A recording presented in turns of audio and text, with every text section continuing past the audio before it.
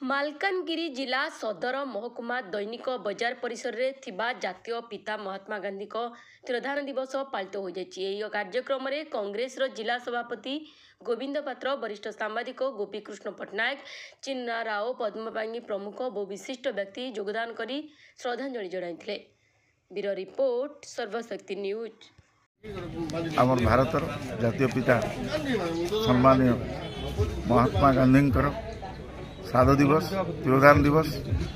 आज दिन में नाथुराम गोडसे हत्या करते, किंतु सी आमर जातिर पिता सम्मानीय एवं निश्चित भाव में जो अवदान भारत अतुलनीय एवं द्वारा आज भारत स्वाधीन होती। आम स्वाधीन भारत समस्त सन्तान, तेणु आज आम जो श्राद्ध दिवस पालन करूँ।